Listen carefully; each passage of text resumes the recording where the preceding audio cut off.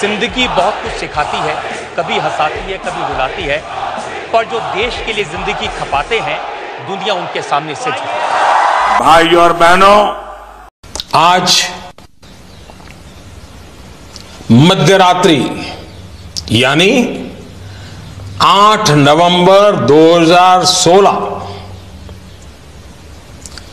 की रात्रि को 12 बजे से वर्तमान में जारी 500 रुपए और 1000 रुपए के करेंसी नोट लीगल टेंडर नहीं रहेंगे, यानी ये मुद्राएं कानूनन अमान्य होगी।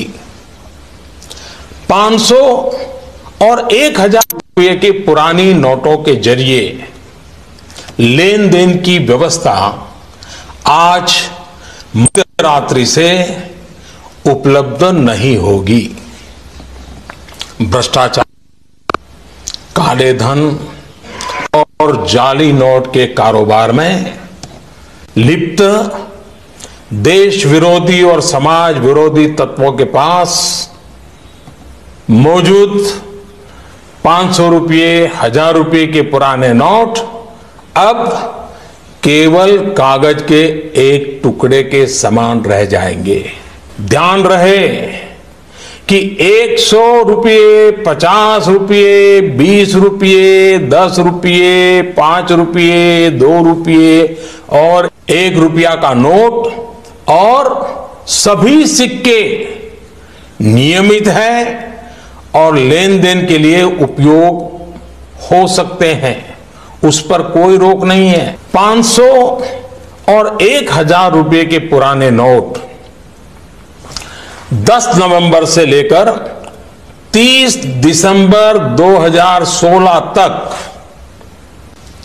आप अपने बैंक या डाकघर पोस्ट ऑफिस के खाते में बिना किसी सीमा के जमा करवा सकते हैं।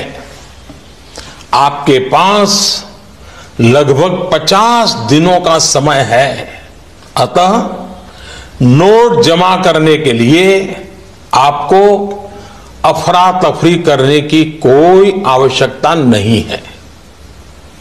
आपकी धनराशि आप ही की रहेगी, आपको कोई चिंता करने की जरूरत नहीं है। आज पूरे यूपी की जनता कह रही है, यूपी प्लस योगी बहुत है उपयोगी।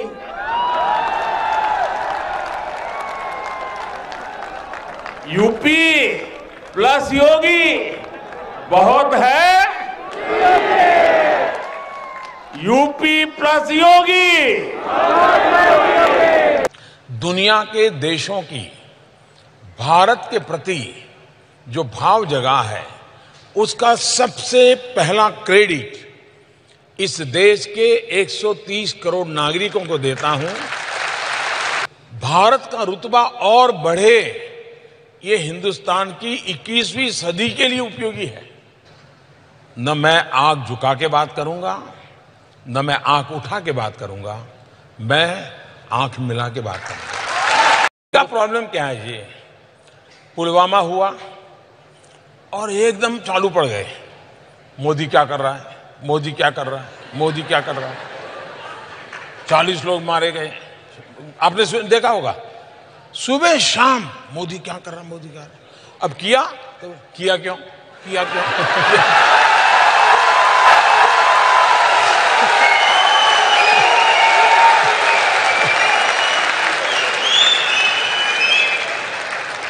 इसलिए या तो वो धीरज रखें, इंतजार करें, मोदी कुछ कर न बैठे। उसी प्रकार से हमारे पायलट, जब ये दूसरे दिन जब घटना सुबह हुई 28 तारीख को, उनका एक F-16 हवाई जहाज तोड़ दिया, उनके पायलट मारे गए। लेकिन पाकिस्तान ने बड़े उत्साह में कह दिया कि हमने भारत का ये कर दिया। तो यहां इतनी खुशी हो गई इन लोगों को, अब मोदी बराबर शिकंजे में आए। और वो तो और उसमें पता चला कि भारत का पायलट कैद किया गया है। अब उनको उनके जमाने का अनुभव था कि अब 2-4 साल तक तो आने वाला नहीं है।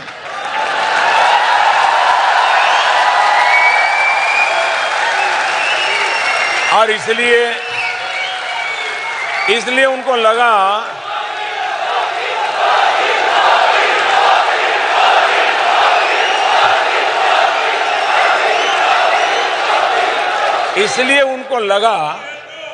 कि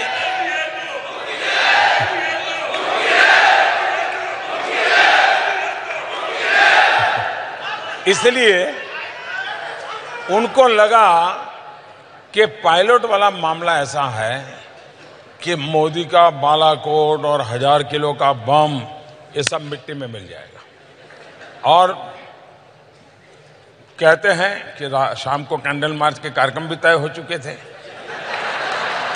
पूरे देश में सूचनाएं जा चुकी थी और अब मोदी बच नहीं सकता है।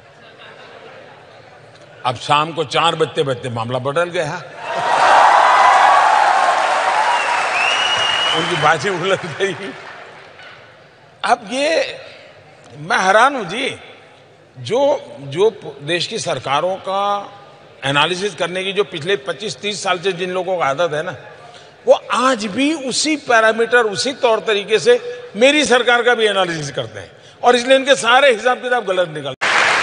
सरकार में मेरे सारे निर्णय देश के लिए होते हैं। हम ये नहीं कहते, हम कभी ये दावा नहीं करते कि हमसे कोई गलती नहीं होती है। हम भी इंसान हैं, हम में भी कमियां हैं, लेकिन हमारे इरादे नेक है। हमारे लिए देश सुप्रीम है।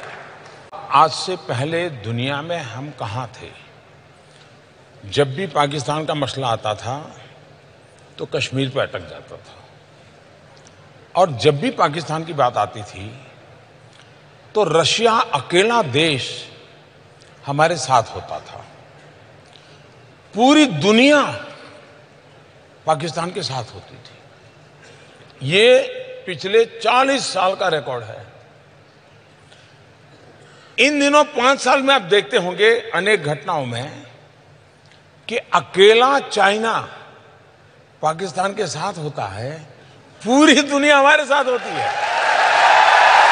कोई फोरम ऐसा नहीं है दुनिया का जिसमें भारत की हाजिरी हो और भारत ने मानवता के पक्ष की वकालत न की हो।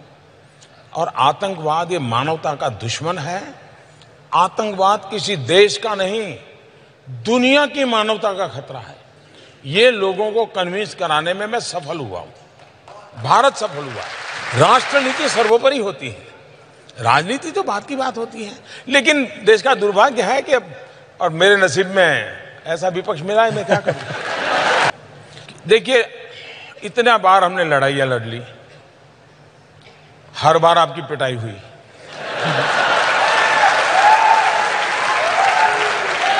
आतंकवाद करके भी कुछ पाया नहीं।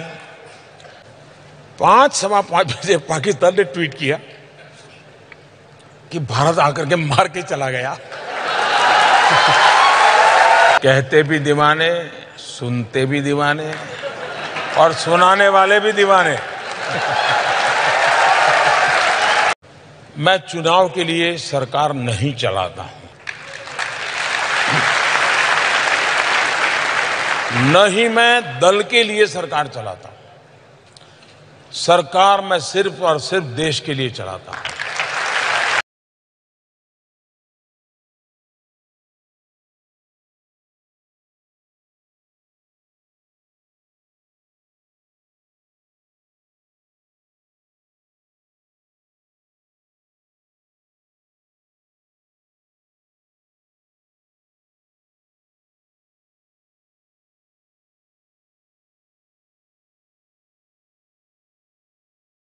कल यूएन ने इतना बड़ा निर्णय किया, मैं हैरान हूं। आज कांग्रेस के नेता बोल रहे हैं कि चुनाव के समय अजहर मसूद का निर्णय यूएन ने क्यों किया।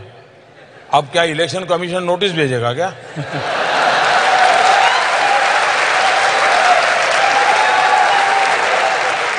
क्या यूएन की मीटिंग मोदी तय करता है क्या? अच्छा, मान लीजिए जो कहता है इतनी ताकत मोदी की है, फिर तो ये देश में मोदी को ही सब कुछ देना चाहिए।